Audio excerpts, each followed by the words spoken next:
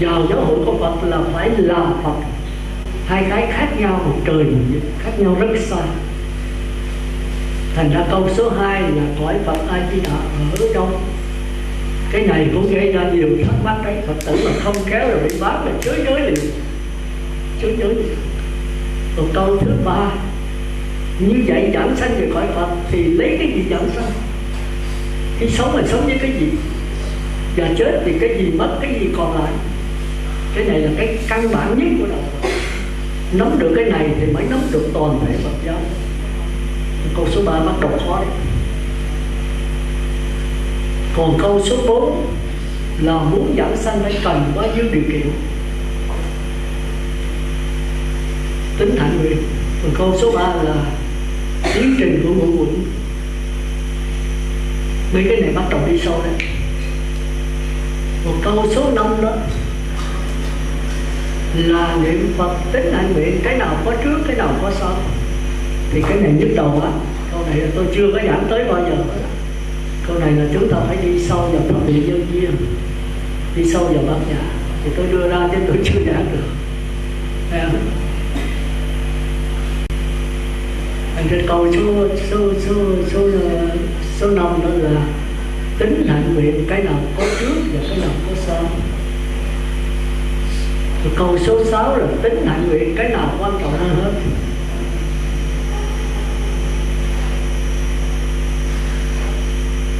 Còn câu số 7 đó là quý ông quý bà tu tịnh độ, tu niệm Phật có chắc chắn bảo đảm giảng sanh hay không? Ở câu số 8, số 7 không? Thì câu này còn căng nữa đấy. Câu này là thế giới của quan nghiêm. Thành ra 3 câu sau này, câu số 5, số 6, số 7 tôi chưa đụng tới bao giờ. Ở đây chắc là muốn đụng tới mấy câu này chắc phải 3 năm liên tục mỗi tháng vậy đó, thì cũng phải 3-4 năm. Thì thôi bây giờ chúng ta bắt đầu đi vào bài giảng. Thì tất cả đây trả bài cho tôi câu thứ nhất. Một vài người thôi chứ tôi thấy thông, còn không thông thì chắc phải cả pháp hội đấy. Rồi mỗi kỳ là tôi phải mỗi lặp lại, mới hỏi lại. Chừng đó là chúng ta mới đi sâu được. Vậy thì câu thứ nhất là chúng ta đến đây niệm Phật, đến đây để tu Phật thất hay là một ngày niệm Phật để làm cái gì? Cái mục đích của niệm Phật là để làm cái gì? Nếu ta hỏi nó thấy đi Phật thất hoài, nó đi để làm gì? Nó tu để niệm Phật. Nó niệm Phật để chi vậy? Rồi mình trả lời sao? Để cho Phật cho mình trúng số thì chết, để cho tai qua nạn khỏi, tật bệnh tiêu trừ, cho mình được mạnh giỏi, cho gia đình được an vui. Chúng ta thấy có nhiều cách trả lời, mà trả lời sao mới đúng pháp môn niệm Phật, đúng môn tịnh độ. Vậy giờ ai trả lời nào? Có cái micro nữa không? Đây vị ni đó, ở dưới là cái micro phải có sợi dây thì khó. Ở đây khỏi sợi dây thì có mấy cái bát này kia không? Ở dưới thì không ai giữ hết trơn. Tôi không sống gì nữa. Thì Phật tử nào cô thiền chịu khó chạy đi, chạy vòng vòng chứ. Ai ở đâu trả bài nữa thì kêu cái bài đó cho nãy lặp lại coi. Nữa cô chịu khó đứng dậy, cô chạy vòng một chút đi. Rồi giờ bà trả lời coi tu pháp môn tịnh độ mục đích để làm cái gì?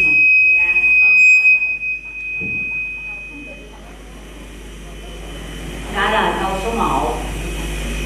Dạ, đó là Đức Đại Di Đà Phật.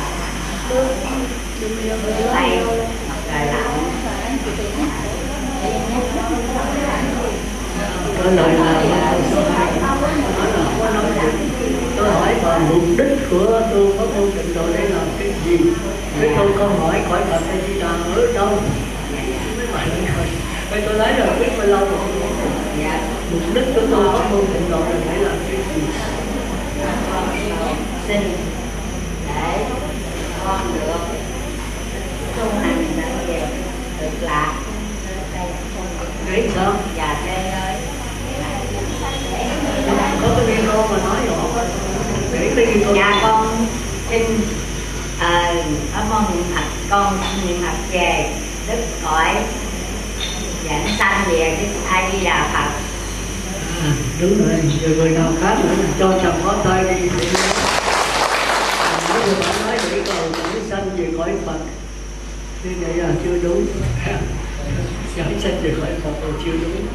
Nhưng trả lời câu này khó lắm á, có ai như vậy đó mà trả lời không đúng là ai nữa nè. Câu này dễ đó, ai trả lời trước đi. Mấy là chút nữa mấy câu khó là tới mấy câu cội đó. Mỗi người đọc đã đi. Cái câu này nó dễ. Tu pháp môn tịnh độ mục đích để làm cái gì cho biết.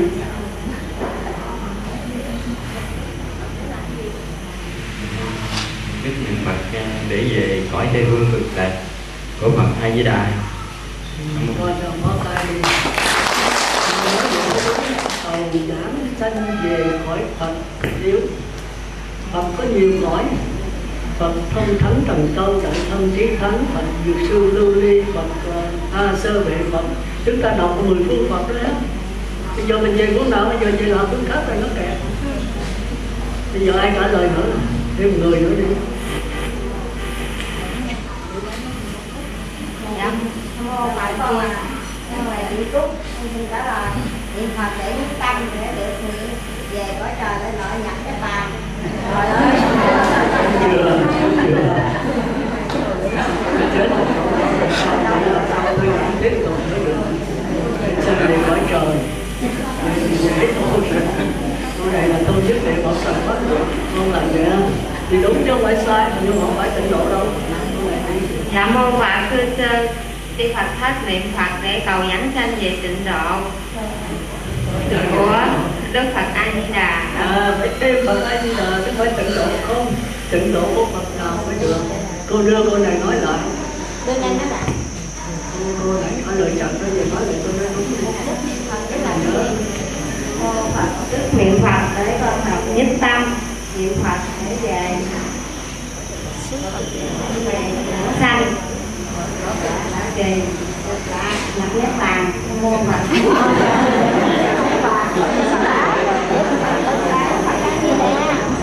bây giờ ngược lại ai đi đà.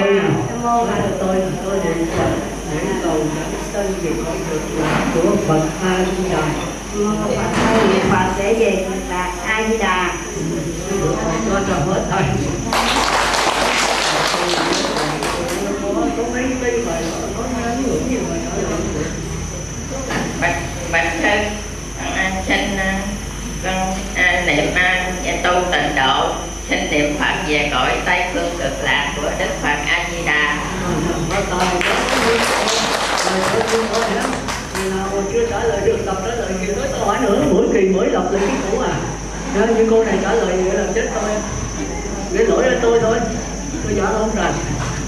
Thật Phật tử mới là trả lời được luôn hết trơn. Thì cái lỗi ở người giảng thôi. Người giảng là không có biết cách giảng, không có khéo, mới linh động trong đó. Thì kỳ tới lặp lại nữa ha, mỗi tháng là phải trả lời cái cũ á. Về học á, ai mà chưa có thì xỉn 6 câu á, thì đó lên về đây mấy trăm quyển á. Thì đây là mấy người cũ không à, tôi thích như vậy đó. Mấy người cũ thôi, mấy người mới rồi tôi bắt tôi giảng hoài tội nghiệp tôi. Nếu là tôi tiếp tục cái mới nữa, mà mới vậy mà cô này trả lời vậy mà lặp lại cũng lặp không được.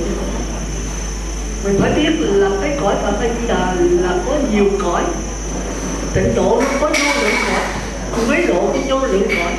Hãy có bao nhiêu quế độ là có bấy nhiêu tịnh độ, nhưng mà cái cõi này là Phật Thích Ca giới thiệu cho mình. Và những cảnh giới bên đó nó hợp với mình. Người ta cũng hai mắt hai tay cũng giống hệt mình. Còn qua những cái thế giới khác mà 3, 4 mặt, 3, 4, 6, 7 mắt là mình thấy quái thai mà tu không có được. Bây giờ đưa Phật tử vô cái chỗ mà thật miền, mấy người ta biết tập đó mọi người. Không có tu được đâu, mà đêm mà gặp gì nhiều khi gặp lại mình tưởng đâu ma mà la đông sừng nó chết luôn. Tôi mà đàn đêm gặp mấy người mà con mắt trộn mắt hay một cái miệng méo xẹo là có thể bị la làng. Nếu mà ở ảo rồi vô mà đèn tối là chết luôn. Thành ra những cái cõi khác hình tướng nó khác. Mà cái này có duyên với Phật Thích Ca, thành ra giới thiệu cho mình. Giờ nhớ thấy không? Bây giờ câu số 1 xong rồi thấy không? Nói là ai hỏi niệm Phật để làm cái gì, mục đích của pháp môn niệm Phật, thì nói bạch tôi niệm Phật để cầu giảng sanh về cõi tịnh độ của Phật A Di Đà. Cõi đó không phải là quế độ mà tịnh độ, mà tịnh độ có nhiều cõi mà tôi về cõi của Phật A Di Đà thôi. Phật dược sư lưu ly đại thông trí tánh, Phật a sơ vệ Phật không về. Nó cũng tịnh độ vậy, nhưng mà nó không có cái duyên với này. Phật Thích Ca không có giới thiệu. Giờ hiểu chưa? Bây giờ qua câu số 2 ha. Thì tôi trả lại câu số 1 nữa đó. Câu số 2 tôi chưa hỏi đâu. Câu số 2 hỏi Phật A Di Đà ở đâu? Mình biết rằng là giảng sanh về cõi Phật A Di Đà, mà ở đâu mới được chứ? Bây giờ trả lời câu hỏi Phật A Di Đà ở đâu? Ai trả lời này?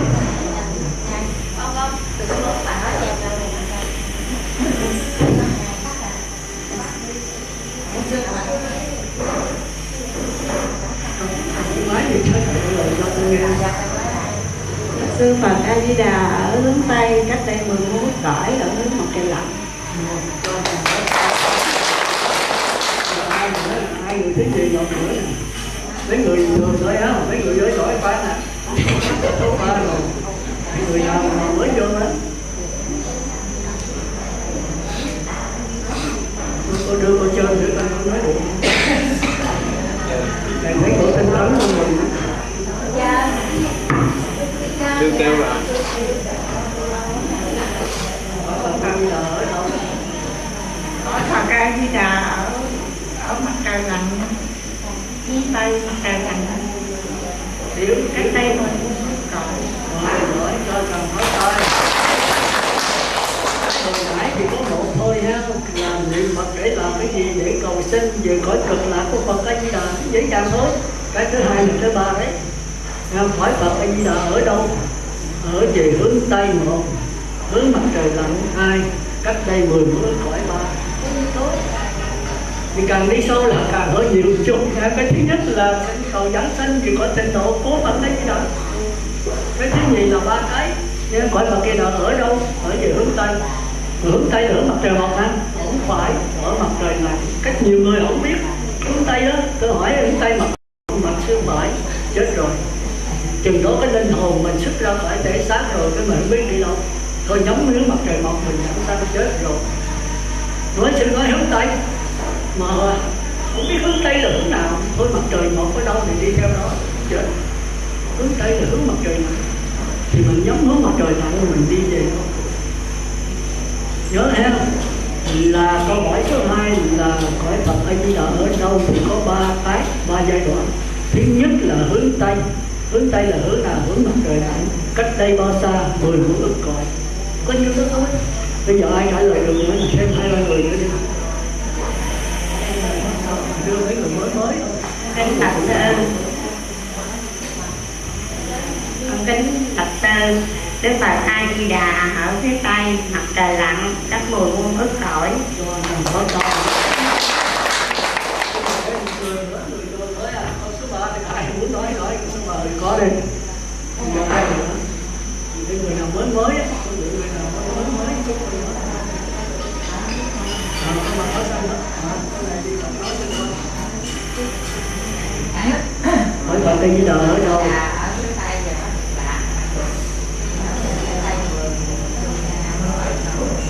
Sao nói lại coi? Cô Phật mà Phật Di Đà ở phía Tây, ở mặt trời lặn, cõi. Cách đây 10 bước ức cõi. Rồi cho chồng có tay. Bây giờ tới câu hỏi số 3 thì gọi cậu nào muốn trả lời. Câu này hơi khó đây. Như vậy thì cách đây 10 bước ức cõi ở về hướng mặt trời lặn hướng Tây. Giờ lấy cái gì giảng sanh sau khi chết rồi? Sau khi chết rồi cái gì về nó? Có người trả lời sắc thân này rồi, sắc thân muốn mất rồi làm sao về nữa? Ai là Phật? Con xin trả lời câu số 3. Khi thác rồi lấy cái gì giảng sanh? Thì con xin trả lời khi thác rồi muốn được giảng sanh gì? Tây phương cực lạc phải lấy thần thức giảng sanh. Thần thức còn gọi là linh hồn. Mà linh hồn thì nó phát hiện lúc ta còn sống qua 6 căn: mắt, tai, mũi, lưỡi, thân, ý. Khi thác rồi thì nó trả về cho đất nước, gió, lửa. Thì nó còn lại là linh hồn. Linh hồn bàn bạc khắp, thần thức còn gọi là linh hồn, bàn bạc khắp nơi. Nó rộng ra xa hay gần tùy theo định lực của mỗi người tu. Nam mô A Di Đà. Cho ai nói được nữa nè. Con xin trả lời câu hỏi số 3. Lấy gì để giảng sanh về cõi cực lạc của Đức Phật A Di Đà? Lấy thần thức còn gọi là linh hồn để giảng sanh về cõi cực lạc của Đức Phật A Di Đà. Khi còn sống thì linh hồn thể hiện qua 6 căn: mắt, tai, mũi, lưỡi, thân, ý, còn gọi là óc. Khi chết rồi thì thân này trả về cho tứ đại, đất nước, gió, lửa. Còn linh hồn thì bàn bạc trong không trung, định lực mạnh hay yếu thì cái thần thức sẽ đi xa hay gần do định lực mạnh hay yếu. Còn nếu như mà định lực yếu thì phải nhờ ban hộ niệm. Kính bạch sư con xin hết. Rồi, nhưng mà để tôi dẫn lại cho nó rằng để mình dễ nóng nhau rồi bắt đầu trả tiếp. Thì cái câu này đó tôi phải giải thích cho rõ rồi tôi tóm lại cho nó ngắn. Cái nào cũng vậy cho nó rõ rồi nó ngắn. Thì bây giờ quý vị ngồi đây thì mình sống qua 5 mũi, tôi thường giảng đó, tức là mắt, tai, mũi, lưỡi, thân và óc. Phải vậy không? Coi trong con người mà nó tôi giảng thực tế là không có gì xa hết. Thì mắt nó đâu có thấy được, muốn thấy là phải nhờ cái linh hồn. Có nhiều người chết con mắt còn trong tráo mà đâu có thấy. Cái lỗ tai nghe là nhờ cái linh hồn, có linh hồn người chết cũng có lỗ tai không nghe. Cái lỗ mũi này cũng thở mà chết rồi không thở, cái linh hồn đó ra mất rồi. Cái miệng nói là cũng nhờ có linh hồn, nếu cái xác chết rồi đâu có nói được, phải không? Mình phải ngồi nhớ cho kỹ. Theo cái chân đi cũng là nhờ có linh hồn. Linh hồn biểu mày đi mà phải đi. Khi mình linh hồn ra khỏi thể xác rồi mình lại kêu người chết anh đứng dậy đi với tôi. Cái xác này nằm chứng đơ dính tinh. Thành ra mắt, tai, mũi, lưỡi, thân và óc là do cái linh hồn điều khiển. Chúng ta muốn suy nghĩ cái gì cũng vậy. Người chết hỏi anh có nhớ tôi không, thì người chết không có trả lời nữa. Còn nếu còn sống hỏi anh có nhớ tôi không, nói tôi quên rồi để tôi nhớ lại thì bỏ rồi ốc này để nhớ lại. Nhưng mà cái ốc không phải là cái nhớ, mà chính là cái linh hồn của cái ốc để nó phát ra cái nhớ. Cũng giống như cái thùng radio thì cái ống loa là cái ốc, mà cái làn sóng linh hồn nó mượn cái ống loa để phát ra tiếng nói. Thì tiếng nói không phải là cái ống loa mà chính là làn sóng linh hồn. Hiểu kịp không? Hiểu kịp không? Thành ra khi mình chết rồi đó thì cái ống này tiêu, cái xác thân này, thùng radio này tiêu, nhưng mà làn sóng linh hồn vẫn còn. Lúc sống thì cái làn sóng linh hồn nó bàn bạc trên không gian, nó mượn thùng xác thân radio này để nó phát hiện ở cái ống loa. Mà khi thùng radio hư, ống loa bể rồi thì nó nằm trên không gian. Lúc mà còn nó cũng nằm trên không gian, làn sóng nó nằm trên không gian luôn. Nó không phải ở trong thùng radio, không phải ngoài thùng radio, mà chỗ nào cũng có. Nếu định lực mạnh thì nó phát ra hàng triệu, hàng tỷ cây số. Định lực yếu thì vài trăm, mà vài trăm cây thì không giảm sanh. Thành ra tu tập làm sao cho định lực mạnh. Mạnh đây là nhất niệm. Niệm Phật đến từ 1 tới 10 niệm Phật khỏi đến định lực còn yếu lắm, không giảm sanh, phải nhờ thêm ban hộ niệm. Còn khỏi niệm Phật nữa là vẫn có tiếng niệm Phật, cái định lực mạnh hàng tỷ cây số thì nó tự lực nó giảm sanh. Hiểu kịp không? Thành ra mới nói rằng chư Phật tử phải nhớ lúc còn sống đó. Chúng ta sống là có cái thể xác và cái linh hồn. Linh hồn sẽ mượn cái thể xác này phát hiện qua 6 căn: mắt, tai, mũi, lưỡi, thân và óc. Khi chết rồi cái thần thức linh hồn ra khỏi thể xác. Nó khỏi thể xác nó luôn ra chứ nó không có ra, nó ở trong thể xác này. Nhưng mà thể xác 6 cái bóng đèn đứt hết rồi. Bóng đèn mắt, tai, mũi, lưỡi, thân, óc đứt hết rồi. Thì cái làn sóng, cái luồng điện còn trong đó nhưng mà không cháy được. Giống như Phật tử đó có bóng đèn, rồi bóng đèn nó đứt rồi, nó hỏi trong đó còn điện không? Còn không? Còn không? Còn không? Nếu không thì bóng đèn đứt, chúng ta vô đó đi. Nó giật chết luôn chứ nói là không có. Ai mà bóng đèn đứt rồi đem xuống, chúng ta vô 2 cái bóng đèn của cái giật đó. Giật không phải là do bóng đèn mà do cái luồng điện. Nhưng mà luồng điện không phát ra ánh sáng được là tại bóng đèn đứt. Nếu mà thay bóng đèn khác vẫn có ánh sáng, phải vậy không? Còn bây giờ nếu cái luồng điện người ta cúp rồi, bây giờ 100 cái bóng đèn cũng không có ánh sáng nữa. phải không? Thì ánh sáng này là ánh sáng của luồng điện chứ không phải ánh sáng của bóng đèn. Nhưng mà nếu không có bóng đèn thì cái ánh sáng vẫn còn, nhưng mà dưới hình thức ẩn. Biết ẩn với hiện không? Còn nếu không có cái linh hồn làm sống rồi, cái luồng điện rồi, thì vĩnh viễn là không có cái gì hết. Thành ra cái luồng điện linh hồn vẫn là quan trọng, mà cái sắc thân là phụ thôi. Thì cái luồng điện linh hồn mượn cái sắc thân để phát hiện qua 6 căn: mắt, tai, mũi, lưỡi. Đấy, cái luồng điện linh hồn qua mắt thì làm cho thấy, qua tai làm cho nghe, qua mũi làm cho ngửi, qua miệng làm cho nói, qua chân làm cho đi, qua óc làm cho suy nghĩ. Phải thấy không? Thì tất cả những cái thấy, nghe, hửi, nếm, rồi tưởng này đều là do cái linh hồn nó qua 6 căn, nó biến chuyển thành 6 cách. Mà khi mắt, tai, mũi, lưỡi, 6 bóng đèn này đứt hết rồi thì cái xác thân kể như chết. Nhưng mà linh hồn vẫn còn, cái làn sóng linh hồn vẫn còn chứ. Nó sẽ đi tìm cái bóng đèn, cái thùng ra vô khác để nó phát hiện. Phải không? Chúng ta phải hiểu cái đó, câu này chúng ta mới trả lời được. Còn không hiểu là thuộc lòng là chết. Tôi đâu có thuộc lòng. Rồi bây giờ 1.100 năm sau hỏi tôi cũng vẫn trả lời được, nhưng mỗi lần tôi trả lời hơi khác à, vì tôi không biết từ trước tôi nói sao. Nhưng mà cái ý cũng giống vậy. Nhưng mà cách văn của tôi mỗi lúc mỗi khác, tôi không nhớ, không có thuộc lòng rồi trước tôi trả làm sao. Nhưng bây giờ tôi cũng làm cái ý như vậy. Tôi biết rằng cái thể xác tôi là do linh hồn làm 6 căn. Khi còn sống đó thì 6 căn này sống, thì cái linh hồn nó mượn, nó phát hiện qua thấy, nghe, hửi, nếm. Nhưng mà quan trọng là linh hồn. Thì khi mà cái linh hồn ra khỏi thể xác rồi thì gọi là chết. Còn nếu linh hồn còn trong thể xác mà 6 cái bóng này đứt hết thì cũng là chết. Thì cái đó gọi là thân trung ấm. Trung ấm là trung là ở giữa, cái linh hồn nó lẫn ở giữa, nó chưa tìm được cái thân mới. Còn bây giờ cái linh hồn nó đi qua cái thùng nó vô sắc thân mới, thì bây giờ cái sắc thân này kêu là thân hậu ấm. Thì bây giờ mới là rời tách khỏi thiệt đó. Thành ra thường đó cái linh hồn nó ở trên nó dơ dãn tới 49 ngày mới chịu đi. Đó là những người định lực yếu á.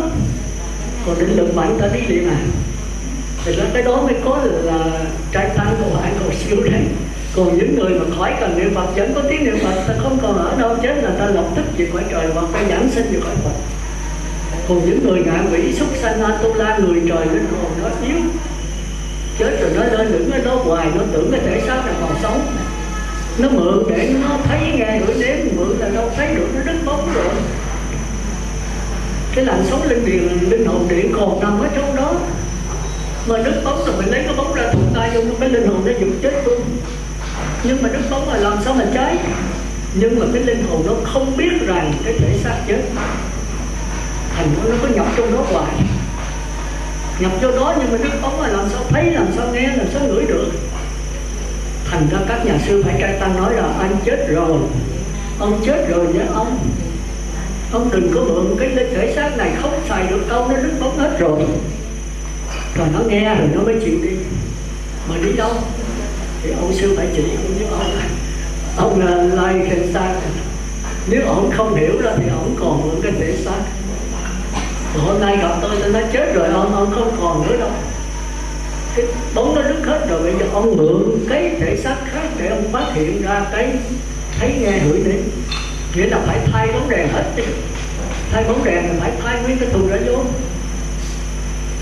Mà bây giờ nếu ông thay ở đâu? Ông thay khỏi này thì ông nếu là người thiện đó thì ông sanh vào gia đình đạo đức. Còn nếu ông người ác nhậu nhẹt, ông thay sanh vào gia đình nhậu nhẹt. Ông cờ bạc sanh vào gia đình cờ bạc. Thì ông vẫn luôn ngồi đau khổ. Nếu gia đình đạo đức thì ông sống sung sướng. Nhưng mà cũng sanh, cũng già, cũng bệnh, cũng chết nha ông. Đó, nghe ông sang này. Bây giờ ông muốn chấm dứt cái này, ông về cõi Phật. Mà cõi Phật ở đâu sư? Thì tôi nói ở hướng mặt trời lặn, cách đây 10 ức cõi hướng Tây. Và ông chỉ nhớ nghĩ tưởng đây là nhớ nghĩ tưởng, không phải là thể xác mà là cái linh hồn. Nó nhớ, nó nghĩ, nó tưởng tới Phật, mà khi có cái ốc rồi thì nó mới truyền ra cho mấy ông bà biết là tôi luôn luôn nhớ nghĩ tưởng tới Phật nha. Còn nếu ốc mất thì nó vẫn nhớ nghĩ tưởng được, nhưng mà nó không cần. không cần nói ra. Thành ra khi mà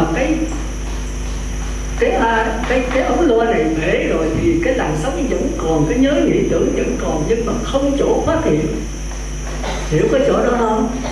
Thành ra cái linh hồn nhớ nghĩ tưởng luôn luôn hướng về hướng mặt trời nào. A Di Đà ơi tiếp dẫn con, Nam mô A Di Đà Phật, Nam mô A Di Đà Phật. Mà nghĩ tới con, nghĩ tiền bạc không dẫn sanh, mà luôn luôn nghĩ tới A Di Đà, Ngài hiện ra liền. Còn không thì cõi trời, cõi địa ngục nó ra tiếp dẫn mình, thì mấy cái con người ở cõi đó là màu đen, quần áo màu đen, hào quang màu đen, thì chắc tay tôi không về khỏi này đâu. Nếu có học giáo pháp rồi mình không chịu thì nó biến mất. Rồi tới cõi Atula, tức là cõi thần, tức là hào quang màu đỏ, áo màu đỏ, cũng có nam nữ màu đỏ rất đẹp. Nói tôi không về cõi này, hai cõi này khổ vô cùng, hết phước là phải đầu thai, mà trong lúc sống là đau đớn vô cùng. Ma thì tất nhiên là xảo quyệt đói khát, còn Atula là chiến đấu đánh giặc tối ngày. Còn bây giờ không về nữa thì cõi trời hiện ra màu trắng, mấy ông bà áo màu trắng, hào quang màu trắng, nam nữ rất đẹp, sống rất là sung sướng, nhưng hết phước linh hồn. Nếu nghe giáo pháp rồi, nếu không nghe giáo pháp mình khoái, nhảy vô đó rồi sanh về ông trời con. Bây giờ chắp tay nữa tôi không về, tôi về cõi Phật, thì nó biến mất. Thỉnh là người ta mà quyết định hay không thì giúp mình, không ai bắt buộc mình được hết. Còn bây giờ đến màu tim là màu xanh, màu trắng là trời, màu xanh là tím, hào quang màu xanh rất là đẹp, thấy mà khoái liền là nam nữ mỹ miều vô cùng. Nam trai thanh là gái sắc, để mình khoái một cái rồi thì cái linh hồn nhập vô đó rồi, tức là sanh vào cõi tim. Thời gian hết phước luân hồi nữa, nổi sanh cái xuống 4 đường ác trở lại. Thành ra nhờ giáo pháp chắp tay nó con không về đâu. Tôi muốn về cõi Phật. A Di Đà ơi hiện ra tiếp dẫn con, A Di Đà ơi tiếp dẫn con, Nam mô A Di Đà Phật. Thì Ngài thấy hiện tốt. Con mà kêu mẹ rồi mà cách tha thiết thì mẹ trọng lòng rồi thấy hiện không? Để cảm thì phải ứng. Thì màu vàng như vậy, đầu trọc như vậy, mặc áo màu vàng, hào quang màu vàng, không có người nữ, toàn rặt rầu người trưởng phu thôi. Thì đúng đấy. Lúc bây giờ Ngài đưa cái bông sen ra, con giờ cái bông sen này, thì cái nhớ, cái nghĩ tưởng nhập vô đó rồi sống. Thế là lấy cái xác thân bông sen làm cái thân mình, không có máu huyết hôi tanh của cha của mẹ nữa. Được, tiếng rưỡi rồi. Tôi nói lại tôi là nhiều chuyện lắm, không có kịp, nhưng mà muốn Phật tử phải cho rằng thà là chồng mà chắc ăn. Thành ra sau này hỏi có môn tịnh độ cho Phật tử rành rẽ và không ai bắt được. Giờ chắc chắn mình phải về cõi Cực Lạc. Thành ra khi tới lặp lại nữa ha. Thành ra bữa nay mới có câu số 2 thôi. Câu thứ nhất là niệm Phật để làm cái gì? Để cầu dẫn sanh về cõi Phật A Di Đà. Nhưng mà A Di Đà ở đâu? Đưa rằng ở về hướng Tây, hướng mặt trời lặn, cách đây 10 phút. Còn câu số 3 lấy cái gì dẫn sanh về đó? Thì chúng ta thấy chúng ta sống có linh hồn và có xác thân. Mà xác thân thì có 6 căn: mắt, tai, mũi, lưỡi, thân và óc. Thì cái chỗ đó đó, cái linh hồn nó mượn cái đời này nó phát hiện, thấy, nghe, hửi, nếm, rờ, tưởng. Mà chính cái linh hồn mới là chánh khi nó ra khỏi thể xác. Nó ra khỏi thể xác là khi nó đầu thai á. Còn chết rồi nó còn nằm trong thể xác. Còn nếu mà người mà định lực mạnh đó, tức là niệm Phật khỏi cần đến thì ta đi liền, thì đó là ra khỏi rồi. Cái xác thân này không còn. Còn nếu cõi ngạ quỷ, súc sanh, Atula, người, trời dục giới số ít thì vẫn còn ở trong cái xác thân, nhưng mà đâu có làm gì được. Cái tùng ra vô nó xấu, nó đèo nó đứt hết rồi. Thì bây giờ nó còn cái làn sóng linh hồn ở trong đó thì cũng không làm gì được. Nhưng mà ác ô là nó không nghe giáo pháp, nó tưởng cái xác thân này là còn của tôi mượn cái để tôi thấy tôi nghe. Thành ra dòm thấy vợ con khóc hay lời nó an ủi, mà an ủi là mình không có thấy, mà mình thấy được nó còn cái bóng thức linh hồn, nó nói lợi, nó dỗ dai người vợ: em đừng có mà khóc, anh chưa chết đâu, mà thật sự đã chết rồi. Cái này mới là cái đau đớn. Nhưng mà nói gì nói, rồi vợ tỉnh queo có nghe có biết gì đâu. Hai cái thế giới là khác rồi. Thế giới kia là thế giới của linh hồn, thế giới này là linh hồn và thể xác. Thế giới thể xác là thế giới chướng ngại, thế giới linh hồn là thế giới không chướng ngại. Linh hồn là có thể đi qua đất, qua đất, qua đá, qua đâu cũng được, nó đi qua cực lạc cũng được. Còn cái thể xác này đi không được. Nên thì tới tôi giảng vấn đề này nữa, giống như cái linh hồn giống như cái làn sóng. Ví dụ ở đây mấy ông bà, từ đây mà đi qua Mỹ, với từ đây ở Ngọc Trường là đi qua Sài Gòn, đi qua máy bay, thì cái chỗ nào tới trước? Bây giờ cùng một hai người ở đây, hai chiếc máy bay leo lên máy bay phản lực, bây giờ chạy bay một lượt, cất cánh một lượt, một người đi về thành phố Hồ Chí Minh, một người đi về Mỹ, ở đâu tới trước? Thành phố giỏi.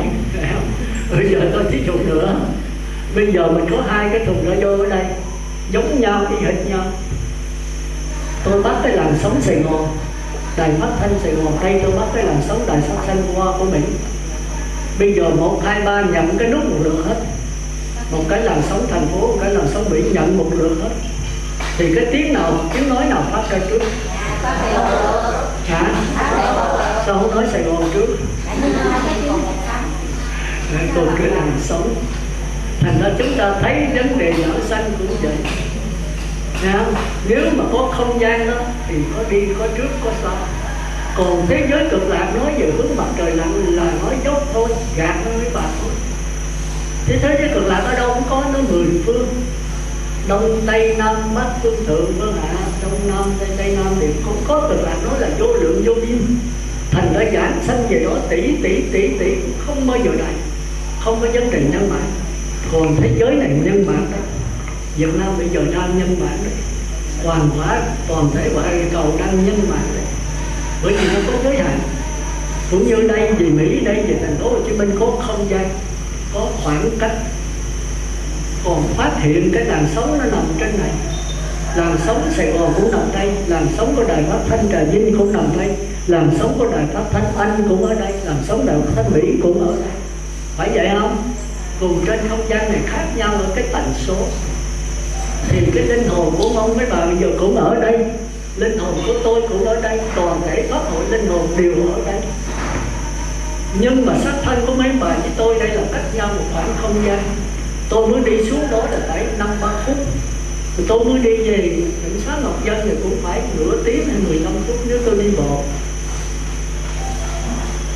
Còn bây giờ cái linh hồn mấy bà cũng ở đây, linh hồn tôi cũng ở đây, linh hồn tất cả pháp hội đây, giờ 1 triệu người ở đây cũng linh hồn ở trên không gian này. Phải thấy không? Phải thấy không? Còn bây giờ nếu tôi đưa cái tay thì cái linh hồn nó thấy, thì tôi đưa cái tay này có người nào thấy trước, người nào thấy sau không? Cùng thấy một lượt thôi. Còn bây giờ mấy bà đi lợi tôi thì người nào ở gần đi tới trước, người nào ở xa đi tới sau. Phải thấy không? Bởi vì nó có không gian. Còn bây giờ tôi đưa cái tay thì cái thấy là không phải con mắt mà chính cái linh hồn thấy. Thành ra đây bây giờ 60 người thì đưa cái tay lên thấy một lượt thôi, không có ai thấy trước mà thấy sau hết. Hiểu kịp không? Thành ra nhớ cái linh hồn nó khác với cái thể xác.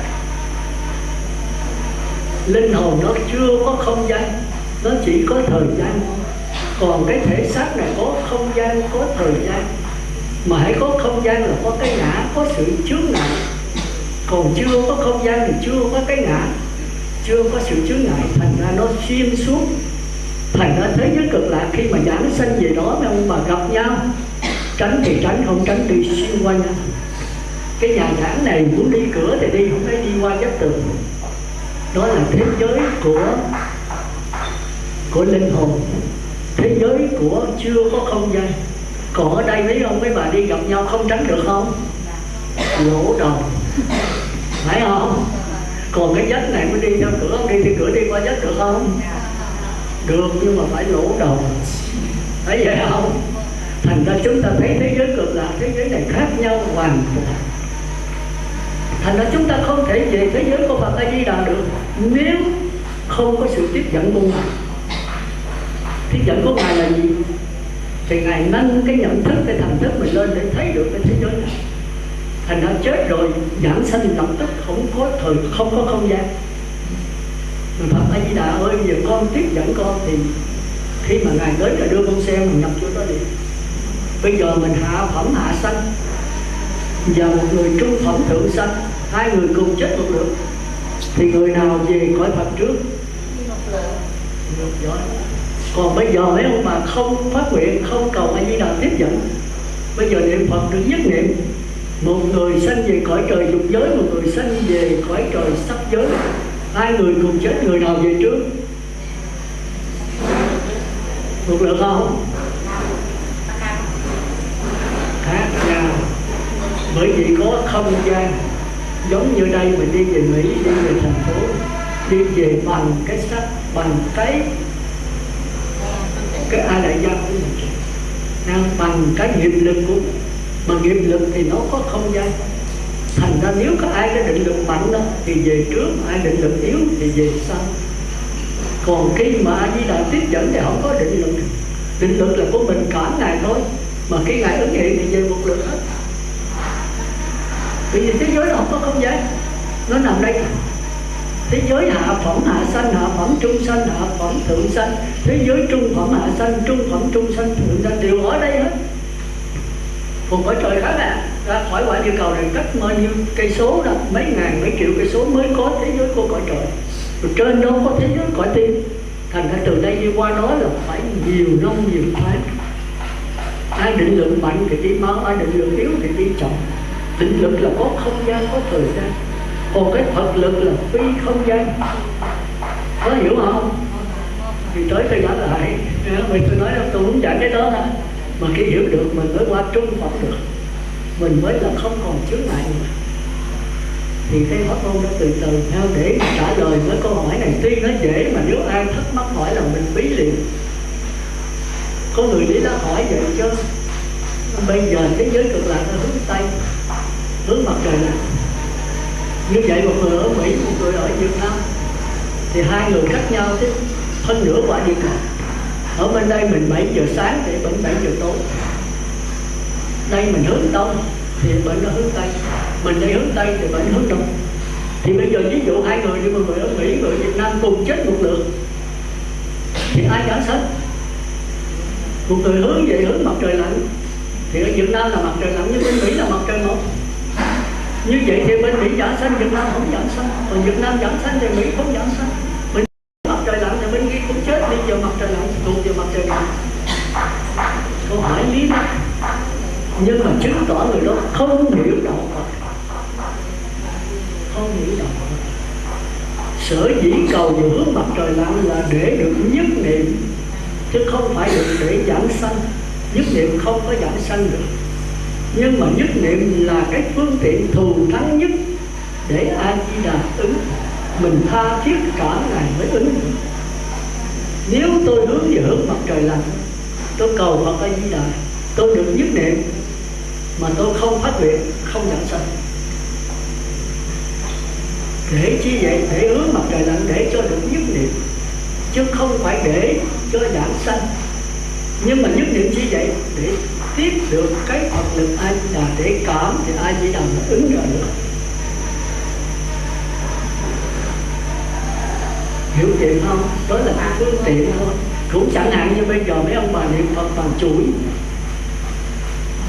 thì nhất niệm. Bây giờ tôi niệm không cần chuỗi, tôi nhất niệm không?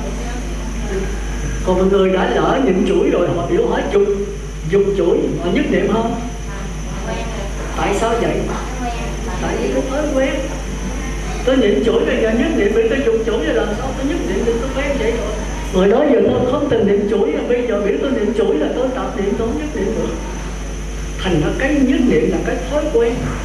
Cái hướng mặt trời lặn là từ xưa cổ đức về quen cái đó để mà được nhất niệm. Mà nhất niệm đâu có giảm sanh. Nhất niệm là về cõi trời, về cõi trời. Thành ra tôi mới nói được nhất niệm như vậy rồi phải phát niệm nữa. A Di Đà ơi tiếp dẫn con đã nhất niệm rồi. Thì A Di Đà ok, thì nhất niệm rồi thì tôi dẫn về thôi. Còn A Di Đà ơi con tập niệm A Di Đà tiếp dẫn thôi, không được. Không có nhất niệm, ông nhớ con, nhớ tiền bạc thì làm sao tôi kéo về đó, làm sao nó sống được. Không có con ăn, không có tiền bạc, không có đồ ăn chơi, không có cà phê đồ đó.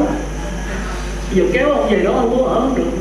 Còn nhất niệm là con gạt hết, con chỉ nhớ A Di Đà thôi, được, đủ điều kiện rồi. A Di Đà tiếp dẫn. Thành ra đó là cái thói quen. Hướng về mặt trời lặn là để được nhất niệm. mà nhất niệm tự lực thì sanh về cõi tốt cõi trời. Thành ra phải thêm cái phát nguyện nữa thì A Di Đà mới tiếp dẫn được. Mà tiếp dẫn về cõi Phật là không phải cõi trời, nó không có giới hạn, mà nói là cõi vô lượng vô biên, trời cũng không về được, mà nhập luân nhất giả lai bất lai cũng không về được cõi Phật A Di Đà. Bởi vì còn tư tưởng, còn tập niệm, còn quý độ, chỉ có A La Hán mới về được thôi. Thành ra chúng ta thấy rằng cái cõi Phật A Di Đà không phải hướng mặt trời lặn, mà nó cùng khắp chỗ nào cũng có hết. Chúng ta chỉ nhận được nó phát hiện ra, mà phát hiện ra phải A La Hán mới phát hiện được, còn không thì phải nhờ Phật lực A Di Đà cho nó phát hiện, nâng cái nhận thức mình lên. Hiểu không? Thì thôi tới đây thôi nha. Thì tôi giảng lại nữa, tôi giảng kỹ lắm để rồi người ta hỏi mình không có bị bí, mình sẽ sáng tỏ mình trả lời cho người ta biết, thì đồng thời mình vững chắc. Khi có ai bác nói cầu giảng sanh vào mặt trời lặn, rồi bên Mỹ bên đó hướng đông, rồi làm sao ai giảng sanh, nói cái đó ông hiểu lầm. Cái này là cái phương tiện để nhất niệm mà cổ đức từ xưa người ta nói hướng Tây hướng mặt trời lặn. Bây giờ mình nói cõi Phật ở hướng mặt trời mọc cũng được, nhưng mà phải nhất niệm nhất niệm được không? Người ta đã quen rồi, bây giờ làm ngược lại thì làm sao nhất niệm? Bởi vì như tôi giảng đây giờ niệm Nam Mô A Di Đà Phật thì giảng sanh. Giờ tôi niệm A Di Đà không Nam Mô, mà tôi nhất niệm mà tôi phát nguyện giảng sanh không? Giảng sanh không? Có người đã bỏ chứ Nam Mô bất kính là không giảng sanh, thật lắm. Tôi bây giờ tôi niệm Phật không, một tiếng Phật không, mà tôi luôn luôn nghĩ tới Phật A Di Đà, nghĩ tới cảnh giới bên đó, tôi được nhất niệm và tôi phát nguyện giảng sanh không? Bây giờ tôi được nước tương xỉu cà phê mà luôn luôn tôi nhớ tới Phật A Di Đà, tôi nhờ Ngài phát nguyện giảng sanh không? Nhưng mà làm cái đó là nguy hiểm đấy. Bởi vì người ta quen niệm A Di Đà, giờ mình ngược lại mình nắm nhất niệm nổi không? Khó lắm. Mà nếu làm được cứ làm. Còn mà lý lắc này nó không giảng sanh thì nổi lắm em bà. Nhưng mà tôi nói nếu thực tế được thì nếu không giảng sanh tôi chịu tội đó. Bây giờ tôi được nước tôn xỉu này ra mà tôi luôn luôn nghĩ tới Phật A Di Đà. Bây giờ tôi khỏi niệm, tôi nín thinh mà tôi nghĩ tới Phật A Di Đà thì tôi nhờ Ngài phát nguyện. Tôi không niệm Phật về tôi nín thinh như vậy. Tôi ngồi đã giảng hết cho Phật tử mà tôi nhớ tới Phật A Di Đà, bây giờ tôi chết giảng sanh không? Cái niệm đâu có quan trọng, mà quan trọng cái nhớ, cái nghĩ, cái tưởng và cái nhớ A Di Đà phát nguyện này tiếp dẫn cho tôi. Chỉ cần hai cái này thôi, nhất niệm và phát nguyện. Mà nhất niệm đâu phải là cái miệng, nhưng mà người sơ cơ nhớ nghĩ tưởng khỏi cái miệng nhất niệm dễ không? Rất khó, rất khó. Mà nếu làm được thì tốt, đó là nhiều căn cơ cao. Tôi hồi xưa không phải niệm Phật tôi mới nhớ nghĩ nữa đó. Nhưng mà khi nó thuần, nó trọng trại, ai lại ra nó tràn ra, tôi không cần niệm nữa. Mỗi khi tôi nhớ là nó hiện, có khi tôi không nhớ là tự nhiên là nó nghe tiếng niệm Phật. Nó đẩy ai lại ra rồi nó tràn ra, thì giai đoạn này định lực bên mạnh, cần gì phải niệm. Nhưng mà sơ cơ làm gì được không? Không được đâu. Niệm thấy mồ Nam Mô Phật 1, Nam Mô Phật 2, nói tới 2 nghĩ tầm bậy rồi, trời ơi chết ngồi thích tổ. Tôi không muốn nghĩ mà nó nghĩ, thì tại vì mình tập niệm ai lại giáo mình lại dốc chủng tử ác. Thì bây giờ mình muốn tập chủng tử niệm Phật vô thì chủng tử ác nó tràn nó ên. Trong đại gia nó tràn nó ên nên chết rồi. Thành ra niệm đến muốn chết ngồi chết tổ mà nó còn không nhất niệm được. Nhưng mà tôi bền nghĩ tôi làm hoài thì chủng tử niệm Phật vô nó lắm chủng tử kia nó tiêu diệt chủng tử. Từ khi mà nó tự phát hiện ra thì khỏi có niệm được. Bây giờ muốn nhớ là nó hiện. Có khi không cần nhớ trong đó nó tràn nó ơi. Khi nào nói chuyện gì mà nghe dâm dẫn tiếng niệm Phật rồi. Thì cái này là phải tu lâu thì được thôi. Nhưng mà giải thoát là không được nha. Cái đó là riêng qua bát nhã qua làm Phật. Cái này chỉ là làm trời thôi. Nhưng mà muốn giải sanh phải được cái này. Giờ phải A Di Đà ơi tiếp dẫn con. Nếu Ngài không tiếp dẫn là con về cõi trời đó. Tự lực con về cõi trời. Thì con đủ điều kiện rồi Ngài tiếp dẫn con. A Di Đà nói được thôi. Nếu ông được nhất niệm rồi ông phát nguyện nhờ tôi dẫn là tôi tiếp dẫn tôi. Còn nếu tập niệm là tôi không tiếp dẫn là lỗi đó không? Đừng có nói tôi không linh. Linh hay không linh là do đó không? Thành ra chúng ta thấy người niệm Quan Âm thì rất linh. Niệm cái gì được cái đấy, cầu cái gì được cái đấy. Có người cầu 1000 chuyện không được 1 chuyện. Rồi nói Quan Âm không linh. do mình ngu si, mình không linh, tỏ anh không linh. Nếu mình niệm mà tha thiết nghĩ tới Quan Âm, mình nhờ Quan Âm tiếp dẫn 100 chuyện linh hết 100, hiểu kịp không? Vì về cái lỗi ơn mình, thành ra luôn luôn niệm Quan Âm muốn linh thì cũng phải nhất niệm và phát nguyện Quan Âm giúp đỡ con, thì 100 chuyện được linh ứng hết 100. Còn nếu 100 chuyện mà niệm Quan Âm mà cái nghĩ không hết trơn, nghĩ tới tìm nhớ nói là niệm là linh là phải niệm điều tốt đó. Quan Âm giúp đỡ cho con tiền bạc, cho dù nhà con cất như nhà lầu 10 tầng rồi con được 2-3 chiếc xe hơi, rồi có chứng niệm cũng không có linh ứng đâu. Niệm cái điều thiện đó, còn niệm điều ác ai chứ Phật Quan Âm nào mà giúp đỡ cho nó xuống địa ngục, ngài đâu có làm chuyện đó được. Em nhớ ha. Đây là niệm nhất niệm ấy, tôi cầu cho trúng số, tôi có tiền bạc cho nhiều để tôi có nhà lầu xe hơi, tôi ngồi thí phởn, tôi ăn uống rồi đi thịt gà 7 món này kia thì không xong đâu.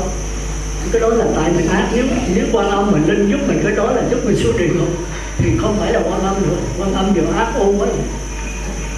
Nhớ thấy không?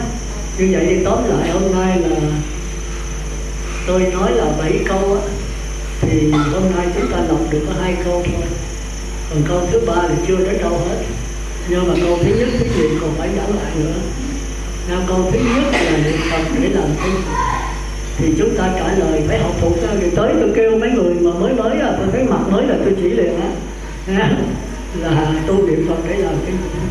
Thì chúng ta phải nhớ niệm Phật để cầu giảng sanh về cõi tịnh độ của Phật A Di Đà. Cõi này là quế độ, là cõi dơ giấy của tư tưởng thiện, tư tưởng ác. Cõi đó không có tư tưởng, thành ra kêu là tịnh độ. Mà tịnh độ vô lượng Phật, tịnh độ nào mới được? Giờ xưa tịnh độ của A Di Đà, tức là cầu cõi sắp giảng sanh về cõi tịnh độ của Phật A Di Đà. Tôi hỏi vậy thôi. Như nãy cô nào nói thì chết rồi đó, thì tối nói vậy là không được á. Tôi bắt tôi quỳ gối lên nói tới thuộc lòng thôi đó. Rồi câu số 2 là nếu mà cầu giảng sanh về cõi tịnh độ của Phật A Di Đà thì cõi đó ở đâu? Dạ thưa, ở về hướng Tây. Hướng Tây là hướng nào? Hướng mặt trời lặn, cách Tây bao xa 10 ức cõi. Có 3 cái thôi. Như vậy là xong. Nhưng mà giải thích là phải giải thích cho ra lại, tôi còn giải thích lại nữa.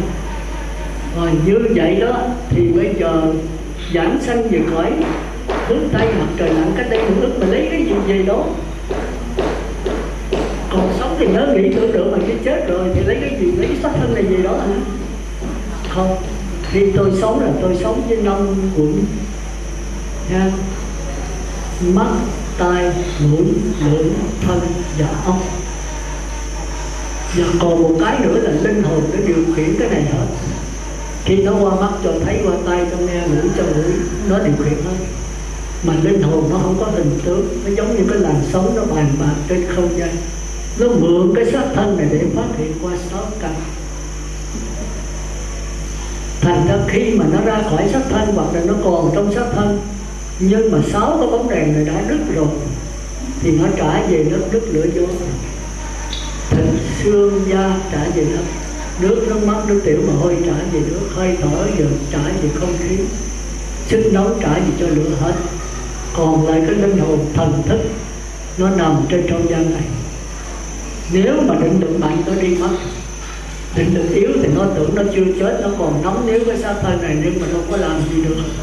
Nó ở trong xác thân nhưng mà đứt bóng hết rồi. Thành ra nói với vợ con, với mấy người tới xóm lại khóc, nó nói, nó kêu nói mà có nghe gì đâu.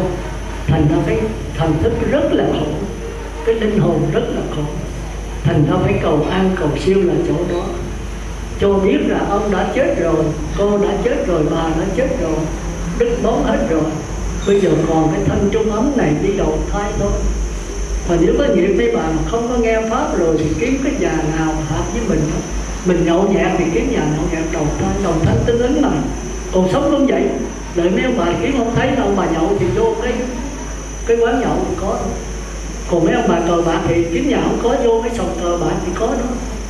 Còn mấy bà thường là người tu mà kiếm ở nhà không có, lợi tịnh xá, lợi chùa thì gặp phải vậy không? Còn sống vậy thì chết cũng vậy thôi.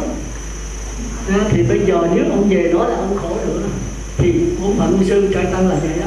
Bây giờ ông về cõi Phật sướng không? Nó có 4 cõi. Thai sanh là thanh ra thai, trâu bò heo chó người ta mang thai rồi mới đẻ. Nõn sanh sanh trứng là chim gà vịt mang trứng rồi mới đẻ. Còn thấp sanh là năm quan trùng dế, mấy cõi này khổ lắm. Có cái quá sanh là Đức Phật quá hiện của con xem mình. Cái thần thức là nhớ nghĩ tưởng mình nhập vào đó thì khỏe. Không có máu mủ môi thân cho mẹ tu cho đấy đắc quả, ở gần Phật, ở chung với Thánh Tăng thì thôi ông phải về đó. Thì thần thức nó nghe được rồi nó mới hướng chữ mặt trời là nó nhớ nghĩ tưởng. Thì tất cả cảnh giới màu xanh, màu đỏ, màu trắng, màu đen gì nó không chịu, nó chấp tay không chịu, chỉ đợi màu vàng. Hào quang màu vàng không có nam nữ, chỉ toàn là trượng phu thôi. Thì A Di Đà hiện ra đưa cái bông sen, thì nhớ nghĩ tưởng nhập vô đó. Thế là sao? Phải đó đợi tối. Tôi cũng về đó thôi. Hiểu không? Thì có nhiều đó thôi, chỉ cần nhất niệm và phát nguyện thôi. Dễ dàng, nhưng mà nhất niệm phải hiểu như thế nào là nhất niệm á. Chứ không phải vì nhà ráng niệm 1000 câu, 2000 câu, 100.000 câu rồi nói thôi vậy là tôi nhất niệm rồi tôi ngủ cho nó khỏe. Chưa đâu. Còn ai bận rộn quá thì nhớ niệm 100 câu hay là 10 câu. Nhưng mà niệm sau 10 câu mà nhất niệm phải 9 câu đó, thì đó là hay. Tại tôi bận rộn quá nhưng mà tôi nhất niệm. Tôi niệm 10 câu thì nhất niệm là 9 câu, và cái niệm 10.000 câu mà nhất niệm có 2 câu thì thua. Thành ra cái quan trọng là không phải niệm nhiều, niệm ít, mà ở cái nhất niệm hay là tạp niệm. Mà nhất niệm đó chưa phải là nhất niệm thiệt đâu, nó mới lọt vô đó thôi thì chúng tự ác nó thiên niệm. Ví dụ tôi niệm 1000 câu mà nhất niệm được 500 câu, 500 câu tạp niệm nghĩ tới gia đình, vợ con, tiền bạc này kia, thì 500 câu này lọt vô đó. Thì trong tôi trước thì chưa từng niệm Phật, ở trong này chúng tự ác chúng thiện không. Niệm 1000 câu được 500 câu vô nó quất hết 300, tiêu diệt hết chúng tự niệm Phật còn có 200. Vì chúng tự ác nó nhiều quá. Hồi mai tôi niệm tiếp, thấy không? 1000 câu nữa còn có 500 câu vô nữa nó quất hết 200, còn 300, 3 với 2 là 500. Rồi mốt niệm tiếp, bữa kia niệm tiếp một tuần, một tháng, một năm, thì lần chúng tử niệm Phật nó mạnh, nó tiêu diệt chúng tự ác lại. Mà khi nó đầy tràn rồi thì nó tràn nó in. Thì bây giờ tôi khỏi cần niệm, tôi ngồi xuống hướng niệm là trong linh hồn thôi, trên không gian này nó phát ra tiếng niệm Phật. Thì cái mạt na đó là cái ý chí nó đưa ra, cái tư tưởng tôi nhớ thì nhận tống trợ vô, rồi nó lại tràn trở ra, tôi lại trống trợ vô. Tống trợ vô là do ý chí, do khỏi quế độ, do tôi tập trung tôi niệm vô. Còn tràn trở ra là tự nhiên của khỏi tịnh độ, nó tràn ra. Hai cái nó khác nhau. Một cái niệm bằng ý thức, một cái niệm bằng vô thức. Một cái niệm bằng tư tưởng, một cái niệm bằng bát nhã. Thì cái này mới là nhất niệm, hai cái giao thoa nhau. Giờ tôi với chú Phật tử dùng chữ giao lưu vậy đó. Nó hợp tác ở đi vòng với nhau. Thì đây mới thật sự là nhất niệm. Đây là người có bản lĩnh đấy. Mà nếu không phát nguyện thì có thần thông. Mà thần thông không phải là trí tuệ. Còn phát nguyện A Di Đà ơi con nhất niệm rồi, Ngài tiếp dẫn con thì bắt đầu qua trí tuệ. Qua cõi cực lạc là trí tuệ. Trí tuệ thần thông đó mà phân biệt được không? Tôi lẻo phép đó, tôi nhiều chuyện đó, tôi giảng cho rằng thần thông là có thể làm tất cả mọi chuyện. Trí tuệ là không có cái dùng đó. Thần thông là tôi có thể luyện đá quá dài, tôi có thể xây cái nhà 10 tầng lầu, và tôi có thể dời cái nhà này nó có khỏi đập bỏ. Tôi có thể có điện thoại cầm tay từ đây tôi điện qua tới Mỹ, tôi nói chuyện mà tôi thấy hình tướng các ngày. Tôi có thể đàn chân bằng phản lực, tôi có thể độn thổ xuống nước. Cái đó là thần thông, đạo Phật không chấp nhận, nhưng mà phải qua cái đó. Còn trí tuệ là sao? Trí tuệ nó khác. Mặc dù tôi không có thần thông gì nữa, tôi nhốt chữ tôi không biết cái gì nữa, nhưng mà chửi tôi, đánh tôi, mắng tôi không giận, không buồn. Người khen tôi, cái lỗ mũi tôi không nở. Người chê tôi, chửi tôi không buồn. Đây là đạo Phật. Còn có thần thông mà đụng tới nỗi sân này là đây là người cõi 4 đường ác. Còn bây giờ tôi biết tôi nổi sân, tôi niệm Phật, tôi đè nó xuống, đây là cõi trời. Còn khi mà chửi tôi lắng nghe. Chửi tôi nhiều thì cái tiếng chửi nhiều mà cái nghe tôi không có nhiều. Chửi tôi ít thì tiếng chửi ít mà cái nghe tôi không có. 10 người chửi tôi thì tôi nghe 10 người chửi, nhưng mà cái nghe tôi không phải là tiếng chửi. nó nghe được tiếng chửi mà nói là không gì, thì tôi thấy gì mà sống. Người chửi chỉ là ngũ quẩn thôi, cái tiến trình chửi là tiến trình nghe, và có tiếng chửi chứ tôi đâu có đụng tới cái lắng nghe, không có đụng tới. Thì tôi tỉnh queo, trước cái tham tôi không tham, trước cái sân tôi không sân, trước những cái si mê tôi không si mê. Đây là trí tuệ. Tôi không có thần thông nào hết được, còn có là để giấu quá. Còn mấy bà có làm đủ thứ hết, có tiền, có bạc, có thể đổ đá giá trời, có thể chuyển đất đá cá thành vàng, nhưng mà đụng một cái tham ly si thì đây là người thông minh, không phải là trí tuệ. Bây giờ muốn trí tuệ hay muốn thông minh?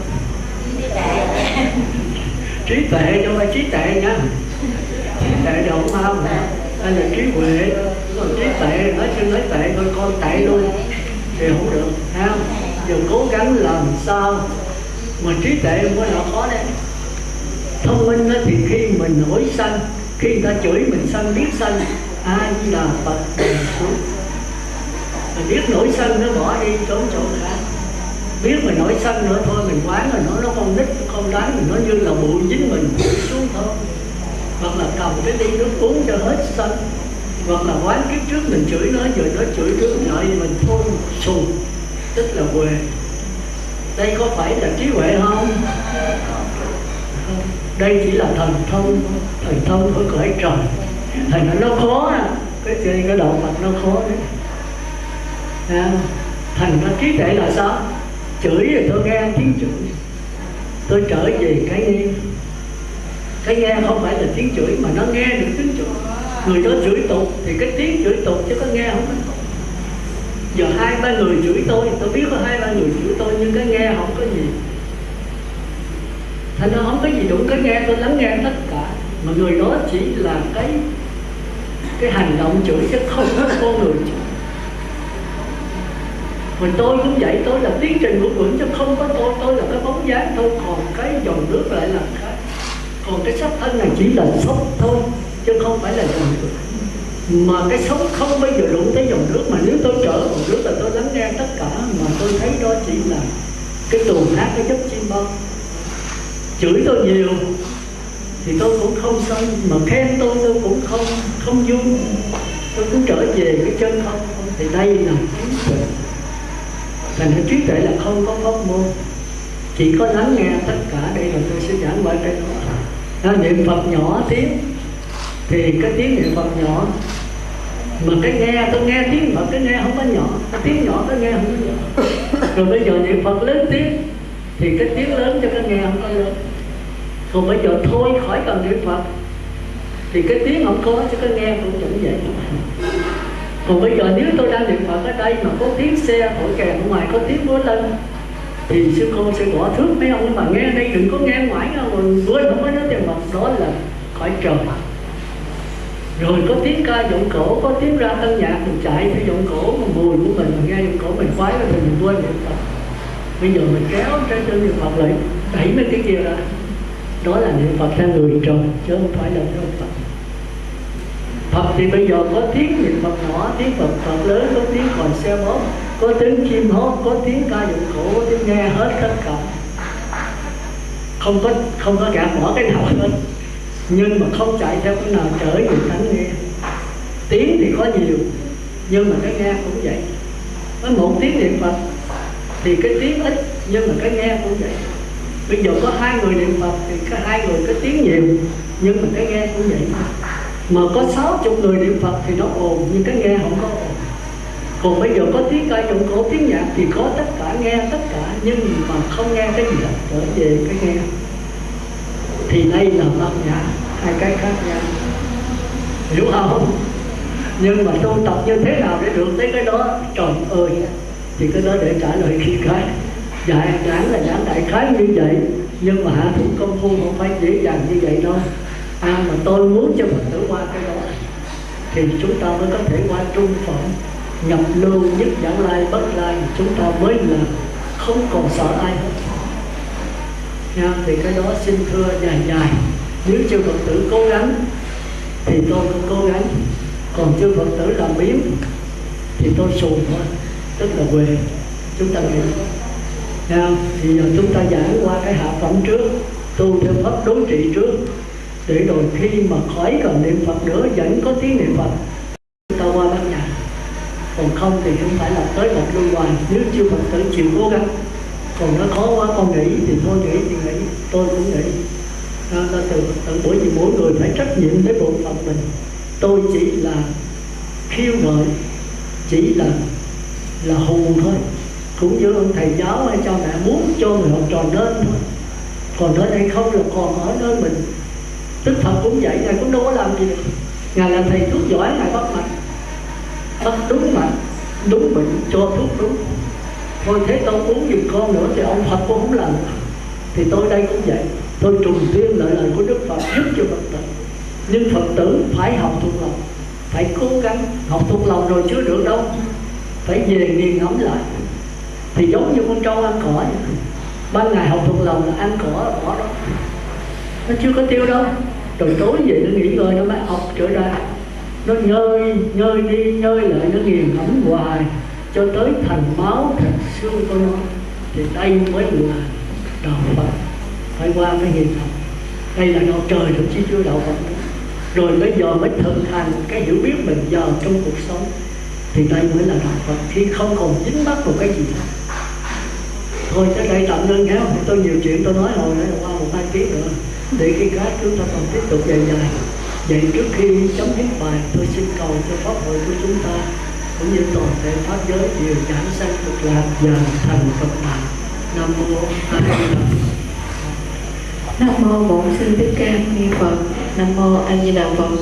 Kính bạch thượng tọa pháp sư. Sáng hôm nay ở đạo tràng Tịnh Xá Môn Trường chúng con thật vô cùng